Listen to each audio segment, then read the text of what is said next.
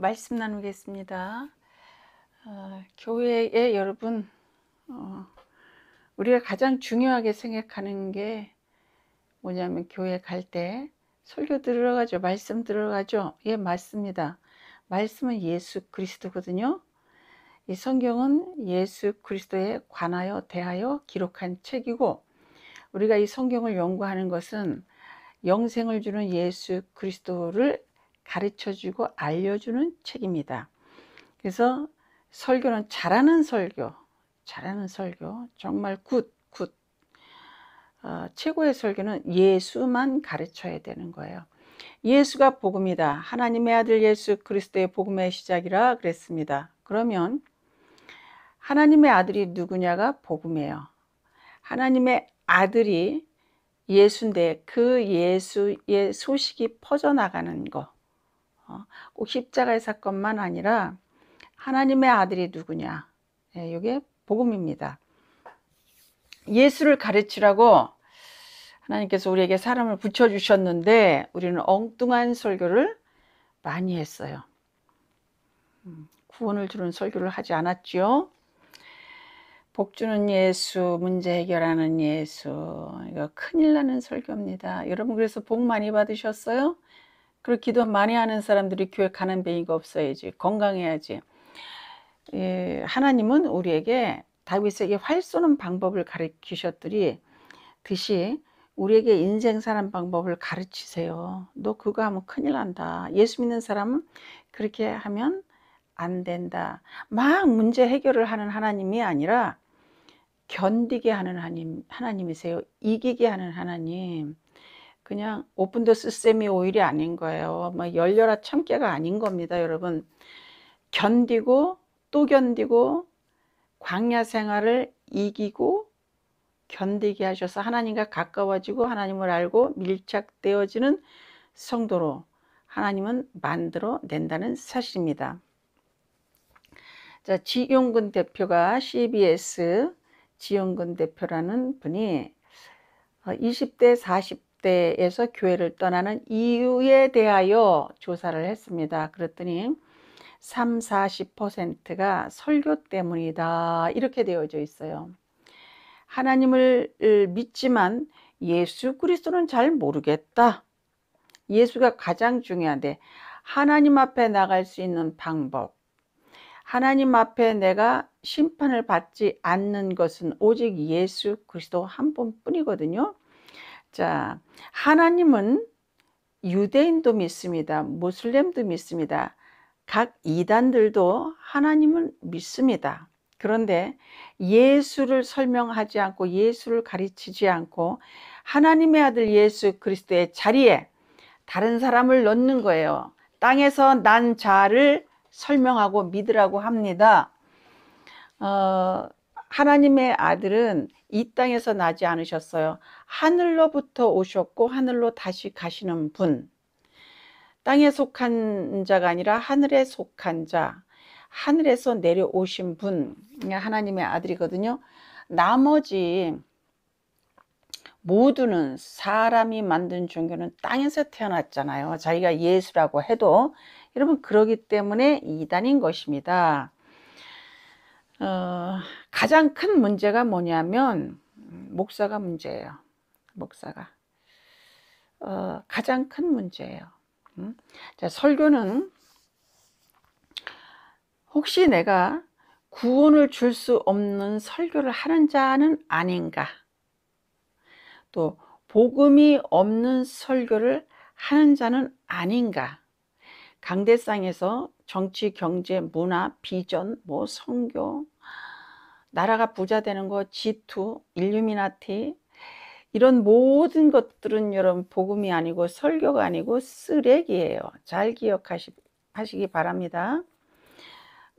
설교를 하면 예수를 가르쳐야 되는데 모든 게 선교야. 모든 게 말세. 예수는 가르치지 아니하고 매일 지옥음성 틀어주는 겁니다. 이게 굉장히 가슴이 아픈 일이에요. 이게 용기 주는 설교, 여러분 잘 될 것입니다. 잘 될 것입니다. 여러분, 이게 여기 복음이 있습니까? 여기 예수가 있습니까? 힘주는 설교, 할 수 있습니다. 될 수 있습니다. 주님이 문제 해결. 이거는 구원을 줄 수 있는 설교가 아니라는 거예요, 여러분. 복음이 아닌 거예요. 복음이 없는 겁니다. 은사 받는 방법, 귀신 내쫓는 방법, 그거를 설교 시간에 계속 가르치는 거야. 예언하는 방법. 설교가 아니에요, 이거는. 이건 여러분, 복음이 아닙니다. 성경을 읽어야 돼요. 66권은 모두 다 예수 그리스도에 대하여 관하여 기록한 책이란 말이에요. 복음은 하나님의 아들이 누구냐, 이걸 알아서, 성경에 나와 있으니까 알아서 이 예수를 가르쳐야 된다는 사실입니다. 이게 설교예요. 자, 그럼 제가 성경을 어떻게 해석하는가? 성경을 읽다 보니까 저절로 알아지더라고요. 자, 우리는 보통은 문자적인 해석을 했단 말이에요. 문자적인 해석. 그럼 문자적인 해석이란 건 뭐냐면, 네 부모를 긍정해. 그럼 우리 주로 땅에 있는 부모를 생각을 했단 말이야. 하늘의 영의 아버지를 공경해. 이것을 얘기하고 싶으신 거예요, 여러분. 간음, 음란, 그럼 우리 남녀간의 부적절한 관계만을 생각을 했는데, 제가 설교했죠. 간음에게 가는 것, 성경은 이런 식으로 다 되어져 있습니다. 근데 우리는 그저 문자적인 해석만 했던 거예요. 문자적인 해석을 하면 예수 그리스도가 보이지 않습니다. 자, 성경은 모형으로 해석해야 된다. 모형으로 설교해야 된다. 많은 부분이 모형으로 되어져 있습니다. 근데 우리는 또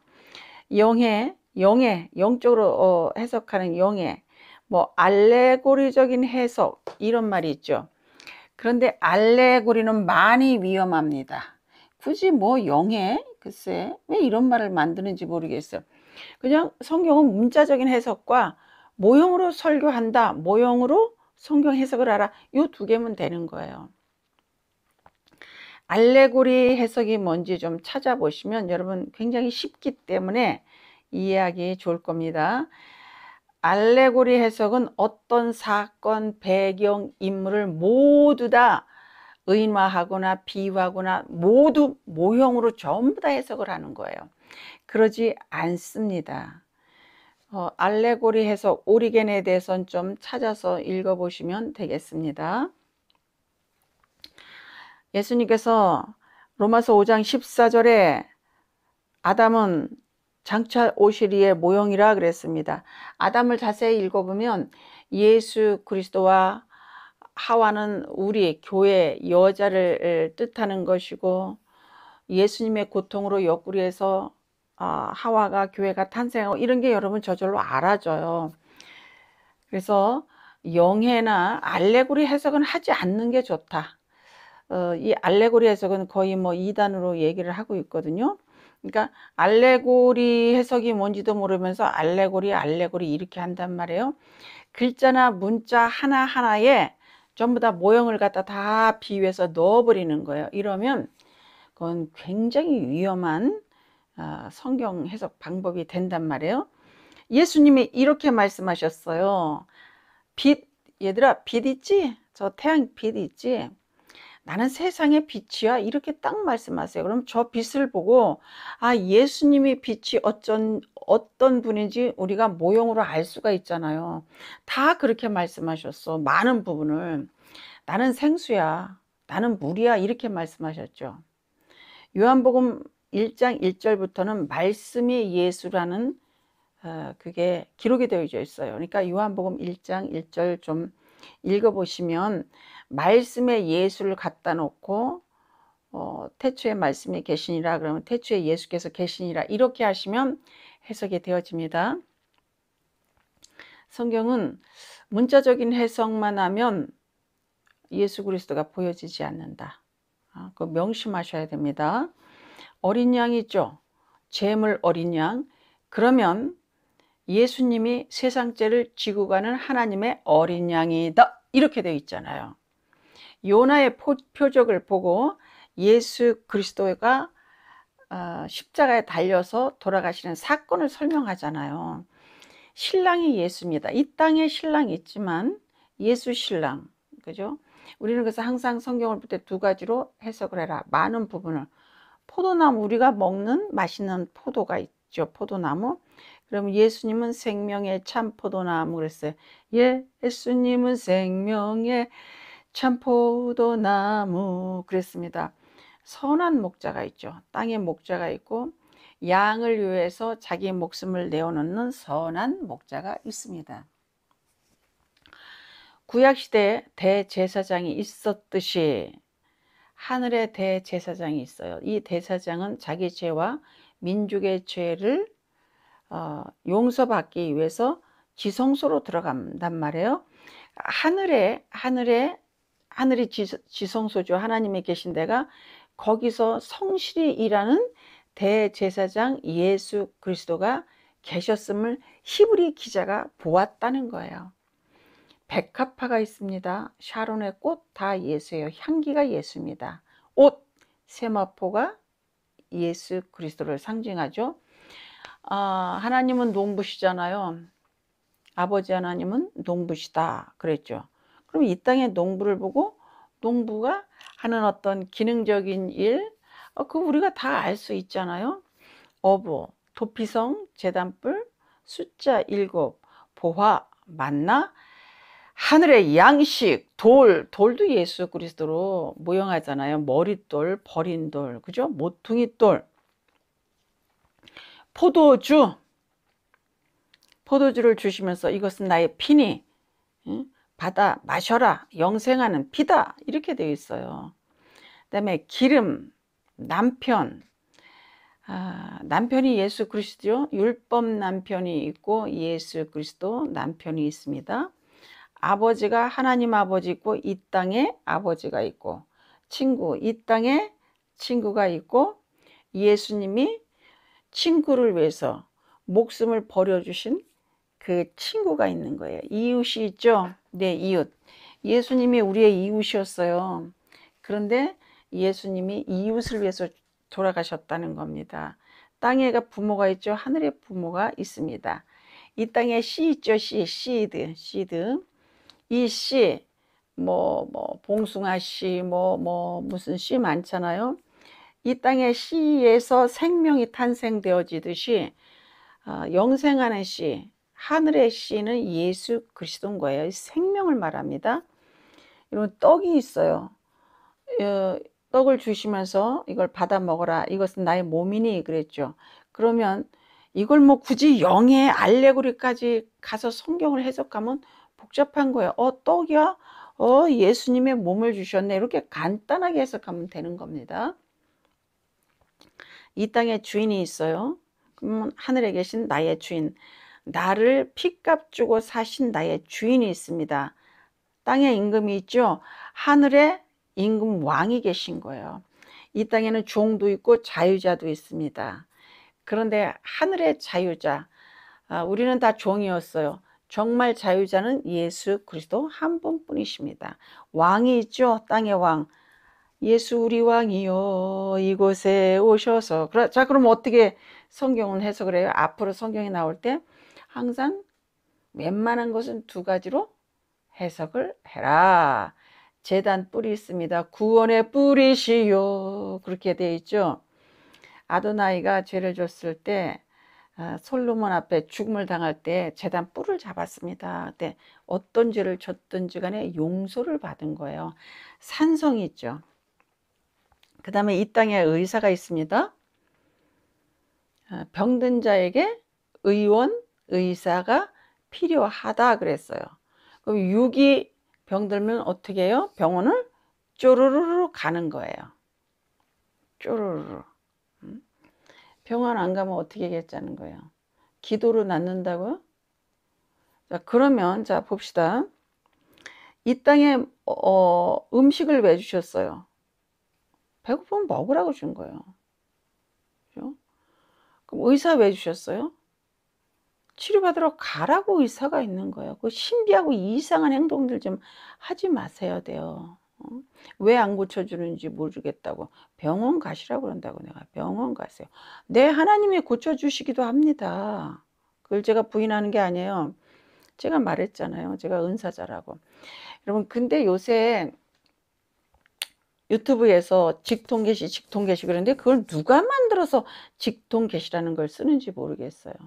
성경은 은사가 있습니다. 지혜의 말씀, 지식의 말씀, 통변, 예언, 그 다음에 방언, 통변, 방언, 뭐 은사가 있지요. 여러분, 그거를 교회에서 당연히 사용하고 이래야 되는데 직통계시라는 말을 누가 만들었는지 모르겠어요. 방언, 통변으로 바꾸자. 그 계시 그러는데 그거보다는 여러분 성경적으로 방언, 통변, 예언 이게 맞잖아요. 그리고 당연히 은사 있어서 성령님이 주시는 겁니다. 은사가 없다고 얘기하면 안 돼요. 큰일 나는 겁니다. 그것도 이단입니다. 여러분이 좋아하는 것도 이단이에요. 자, 아프면 병원 빨리빨리 탁탁탁 가서 치료한다. 그 왜 안 가는지 모르겠어. 아이 참나. 자, 이삭, 요셉, 다니엘, 사무엘, 엘리야, 호세아 등등등 예수 그리스도의 모형이에요. 아담은 장차 오실 예수 그리스도의 모형이라 그랬죠. 기쁨, 만족, 집. 예수님이 우리의 집이잖아요. 음료, 참 음료. 예수님이 포도잔을 주시면서 이거는 나의 피니 받아 먹으라. 그럼 모형이죠, 여기서. 그러면서 이것은 참 음료다. 이렇게 말씀을 하셨어요. 자, 그러면 성경을 볼 때에 문자적인 해석과 모형으로 해석한다. 성전, 그러면 예수님이 성전이시잖아요. 내 안에 계시니까. 또 내가 성전인 거잖아요. 우리 이렇게 해석을 하는데 어떤 아주 지극히 부분적인 것만 그렇게 해석을 하고 거의 우리가 문자적인 해석을 했기 때문에 예수 그리스도가 잘 보이지 않았던 겁니다. 그러면 성경에서 사람을 모형하는 것은 무엇일까? 모형입니다. 환자, 눈먼 자, 안진뱅이, 38년 된 누워있는 자, 기머거리, 각종 병자, 창녀, 세리, 고멜, 물속에 빠진 자, 안진뱅이, 기생, 정부에게 간 자, 발가벗은 자, 신부, 여자, 교회, 값주고 사온 자, 땅에 있는 자, 죽은 자, 굶은 자, 종, 노예, 송장 썩는 냄새가 나는 자, 세상 술에 취한 자, 고아, 과부, 옷이 필요한 자, 하와. 이를 사람으로 사람을 모형할 때 이런 도구들을 사용하셨어요. 자, 그러면 자세히 설명을 조금만 드린다면 떡이 있잖아요. 나는 하늘에서 내려온 생명의 떡이다. 영생하는 이 떡을 먹어라. 이것은 내 몸이다 그랬어요. 자, 성경에서 떡을 많이 주셔서 하늘에서 떡 내려왔죠. 디베랴 광야에서 떡 내려왔죠. 그래서 주님이 말씀하시는 거예요.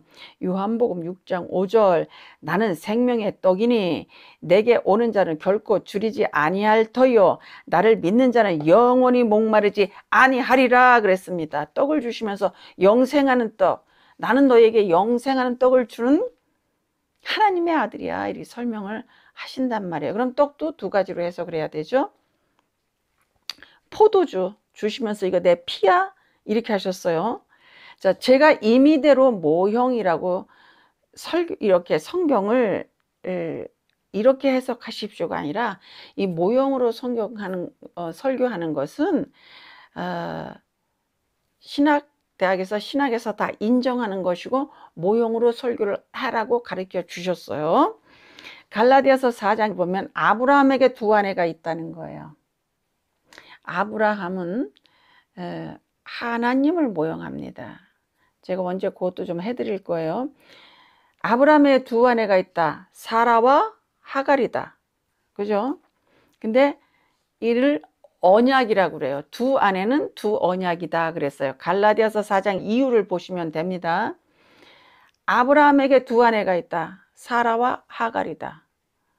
그러면 여러분 이걸 언약이라고 그랬는데 언약 그러면 아브라함을 이 내용을 보면 아브라함은 여기서 누구를 모형하는 거예요? 하나님을 모형하는 거예요. 또 아브라함은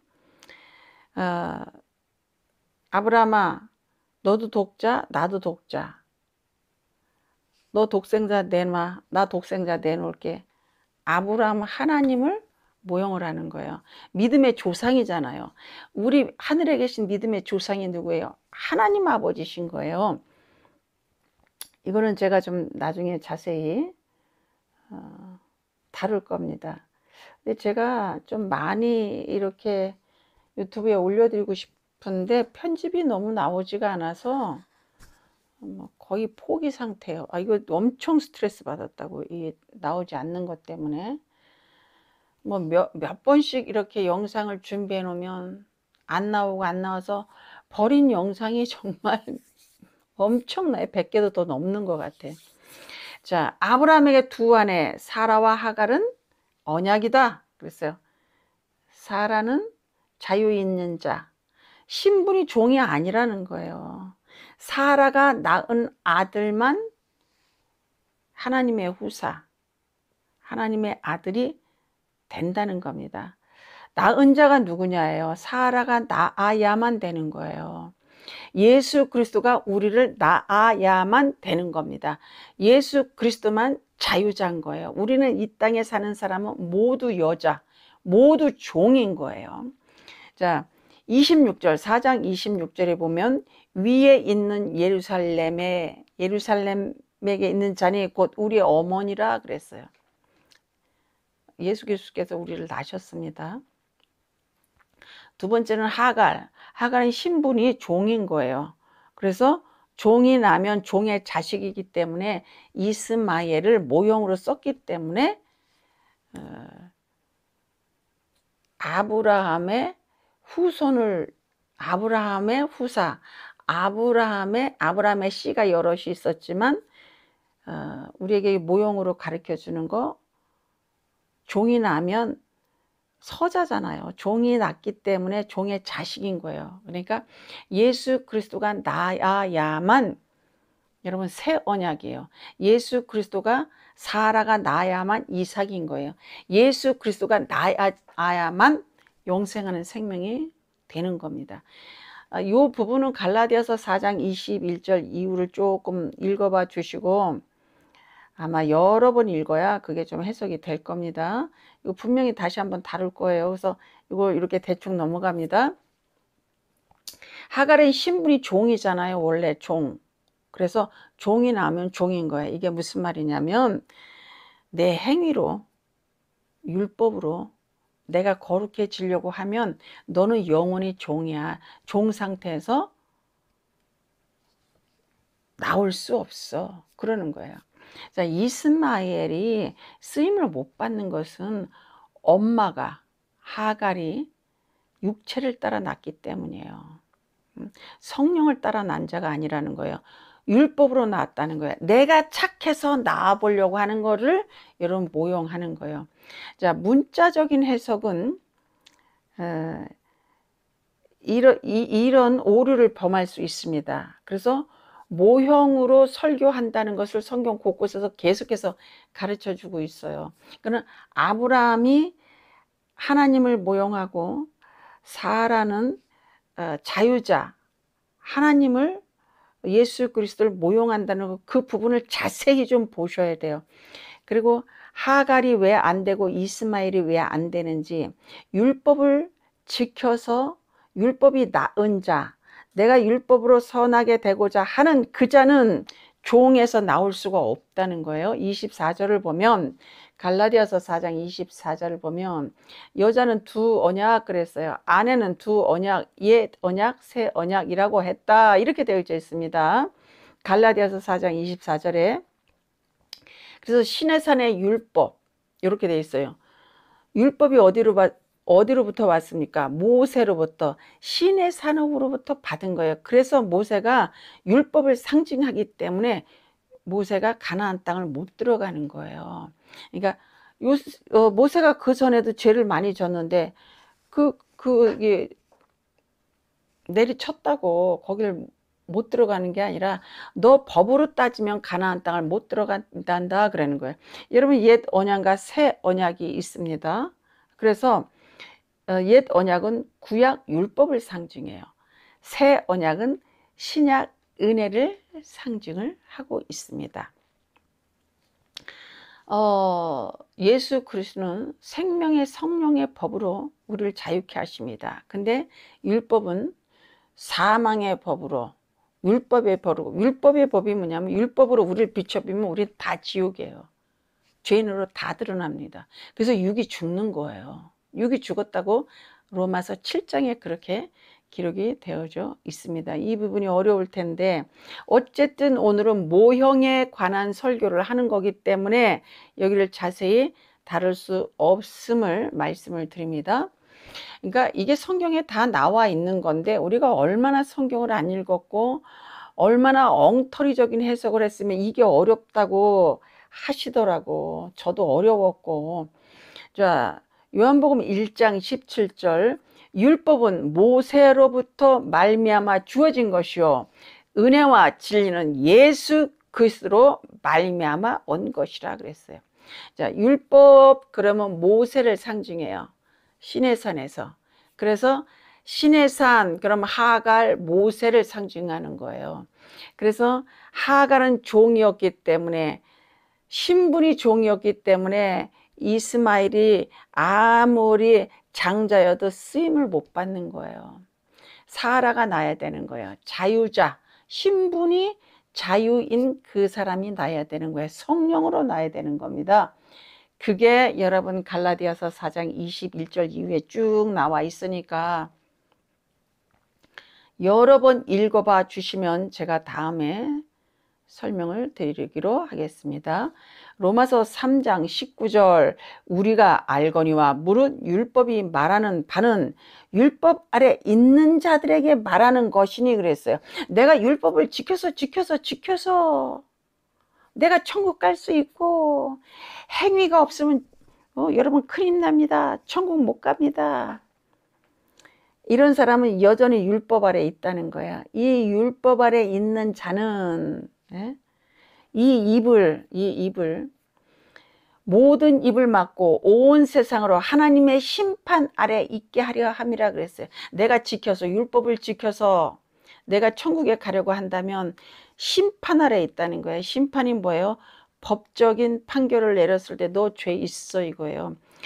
요한복음 16장 11절에 심판에 대하여라 함은 세상 임금이 이미 심판을 받았다 그랬어요. 세상 임금이 누구예요? 사탄. 예수를 믿으면 뭐라 그랬어요? 심판이 나에게 없네. 예수 피는 내 죄 가리네. 할렐루야. 이렇게 되는 거예요. 심판. 내가 율법을 지켜서 천국에 가고자 하는 자는 하나님의 아들이 될 수 없다. 율법을 지켜서 하나님의 아들이 되고자 하는 자는 이렇게 돼 있어요. 율법을 다 지켜서 천국 갈 수 있다고 하는 자는 그렇게 믿고 있는 자는 심판 아래 있다 그래요. 심판이 뭐예요? 너 죄인이야 이 소리잖아요. 근데 우리는 예수 믿는 자는 예수님이 내 죄를 가려주시고 예수님만 내 죄를 깨끗하게 하십니다라고 그걸 믿는 자는 심판 아래 있지 않다. 그러나 내가 율법을 지켜서 내가 천국 가고자 하는 마음이 조금이라도 있다면 그건 다른 복음이요. 너는 심판이 있어. 심판을 면하지 못해. 너는 정죄에 있어. 이렇게 말씀을 하시는 겁니다. 자, 모형은 이 모형을 통해서 누군가를 설명하시고 싶은 거예요. 하나님의 아들 예수 그리스도를 설명하고 싶은 거예요.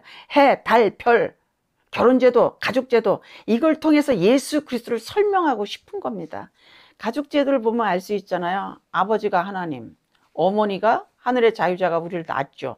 예수가 우리를 낳았잖아요. 낳은 동시에 신랑으로 남편으로 하늘의 자유자 예루살렘 어머니가 우리를 낳았어. 이렇게 된 거예요. 여러분 또 사회적인 어떤 제도로 보면 종이 뭔지 종제도가 있었기 때문에 종의 비참함을 우리가 아는 거 아니겠습니까? 자, 이런 걸 통해서 우리가 성경은 예수 그리스도를 설명하고 있다. 모형으로 많이 봐라. 문자적인 해석만 보면 예수 그리스도가 보이지 않는다. 아까 포도나무 제가 설명을 했죠. 어린 양도 설명을 했죠. 많은 사건, 인물들을 어떤 한 부분, 어떤 각도에서 이런 각도, 저런 각도에서 예수 그리스도를 설명하는 거예요. 모든 글자, 모든 문자를 모형으로 다 설명하면 그건 아주 잘못된 해석이에요. 오리겐이 그렇게 설명을 하고 있습니다. 여러분, 알맹이는 예수 그리스도를 예수 그리스도세요. 그래서 껍데기들 가지고 껍데기인 세상이 저 태양을 가지고 예수 그리스도 빛을 설명하는 거예요. 실체 주인은 예수예요. 그래서 예루살렘을 무너뜨린 거예요. 실체 예루살렘, 하늘에 있는 자유자 예수 그리스도가 오셨대잖아요. 실체이신 예수 그리스도가 오셨어. 그럼 이 땅에 예루살렘을 무너뜨린 거예요. 그래서 예루살렘 땅에 통고의 벽만이 있는 겁니다. 하늘의 자유자 예루살렘 오셨다는 거 아니에요. 실체이신 예수 그리스도가 오셨다는 거예요. 성경에 여러분 알곡을 넣어놓는 곡간이 있죠. 알곡은 성도잖아요. 쭉저기는 비진리 속에 속한 자. 거듭난 자가 가는 데가 어디예요? 가나안 땅이잖아요. 천국은 알곡들이 갑니다. 이렇게 다 모형으로 만회되어져 있어요. 성경을 보실 때 두 가지로 봐라. 예수를 설명하기 위해서 이런 것들은 존재하고 있다. 이런 어떤 개념을 가지고 성경을 보셔야 여러분 예수가 보일 것입니다. 땅에 있는 것으로 예수 그리스도를 설명한 거예요. 에레미야나 에가를 보면 거기 과부와 남편과 고아가 설명이 돼 있어요.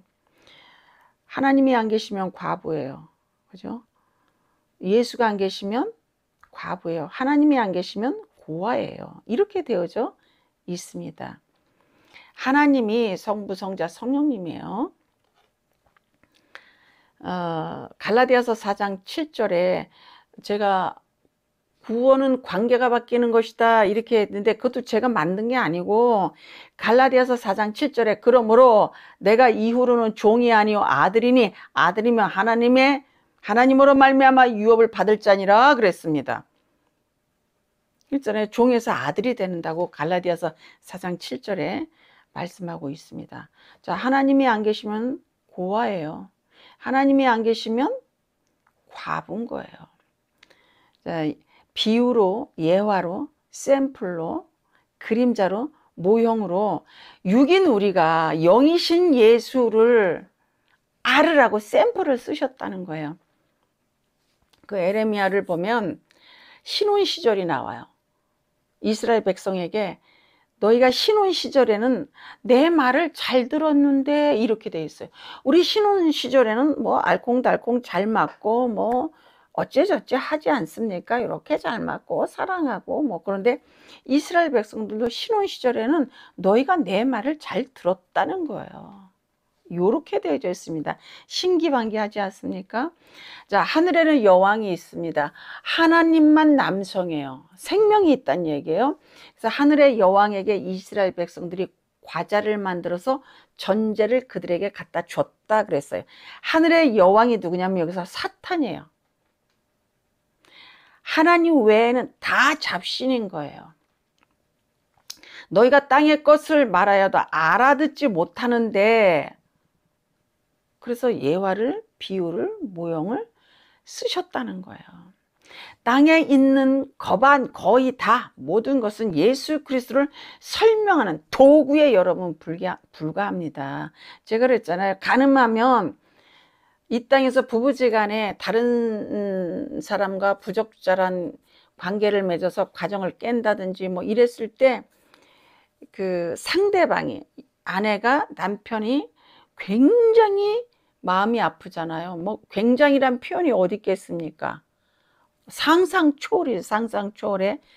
또 이 음란죄가 엄청나게 큰 죄잖아요. 몸 안에서 짓는 죄이기 때문에 이 관계를 보면 하나님의 마음이 얼마나 아프신 줄 알 거예요. 우리가 아내들이니까, 신혼 시절을 보내는 그런 자들이니까, 결혼한 지 얼마 안 됐으니까, 구원받은 그 거듭난 그 상태를 신혼 시절로 보시는 거잖아요, 지금. 그러니까 간음했을 때 상대방의 마음이 찢어져 끊어져 나가고 자살도 하고 가정 파탄이 되어지고 막 이러는 걸 보면서 예수에게 잊지 않고 떠나갔을 때 하나님 마음, 예수님에게 잊지 않고 바알에게 갔을 때 이스라엘의 비참한 상황이 간음한 자가 겪는 이 땅에서의 비참함이란 걸 여러분 우리가 알 수 있지 않습니까? 자, 문자적으로만 해석하면 예수가 보이지 않는다. 구원을 줄 수 있는 설교를 하려면 성경을 읽어야 된다. 정말 기도 아니 말씀 기도예요. 전부 다 기도만이 하라는 거예요. 성경 안 읽으면 여러분 구원을 줄 수 없는 설교를 하고요. 복음이 없는 설교를 하는 거예요. 부자 되는 예수, 문제 해결하는 예수, 남 못 살게 하고 요행이나 바라고 어떤 양반이 어떤 그 사업을 했는데 같은 업종이 옆에 있었습니다. 그러니까 이러는 거예요. 기도해서 저 업종 망하게 하겠다고. 그것도 목사 사모가. 야, 놀라워. 근데 지네가 망하더라고. 어떻게 전능하신 신을, 흠도 없고 점도 없으신 그분을 그렇게 이용해 먹고 사모님이란 분이 아직까지 그렇게 말을 하는 겁니까? 우리는 얼굴을 들 수 없는 자들이에요. 하나님 앞에서. 에스겔에 네 얼굴을 한 생물이 있었습니다. 바퀴를 달고 그 바퀴에 눈이 박히고 이 날개로 부정하다 하면서 얼굴을 가린 거예요. 여러분 그런 분입니다. 우리 까불면 안 되는 거예요. 너무 까불어. 교인들이 너무 까불어. 남의 교회 와서 왜 그렇게 까불어? 나한테 상담하러 왔고 왜 이렇게 까불어? 매너 좀 지키세요. 매너. 정말 괴로워. 자, 말씀을 읽으면 예수 그리스도가 보여지는데, 알아지는데, 이 예수를 알면 만족이 온다고요. 기쁨이 와요. 배부름이 와요. 내 영이 만족하고 기쁘고 배부르는 영생하는 하나님의 자녀가 된다는 사실입니다. 여러분 이 기쁨이 말씀을 통해서 오는 충만함이 있게 될 것입니다. 말씀 좀 제발 보세요. 목사님들 예수만 가르칩니까? 그게 안 되면 어깨가 내려 눌리고 막 안경 도수를 수도 없이 박서 돋보기를 끼면서 엉덩이가 짓물르고 이러도록 성경을 봐야 돼요. 이거 처음엔 너무 어려워. 저도 너무 어려워서 새벽 2시, 3시, 4시까지 성경을 보는데 책상에서 수십 번씩 일어나는 거예요. 너무너무 어려워서. 정말 너무 어려웠어.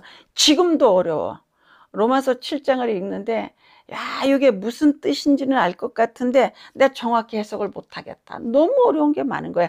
그러나 천리길도 한 걸음부터 성도를 여러분 내가 설교해서 천국을 보내는 구원을 주는 설교를 해야 되지 않습니까? 언제까지 문자적인 해석, 복 주는 예수, 문제 해결하는 예수. 여러분 도덕적으로 교만하지 마세요. 간음하지 마세요. 혈기 부리지 마세요. 남 미워하지 마세요. 이런 설교 언제까지 할 거냐고요.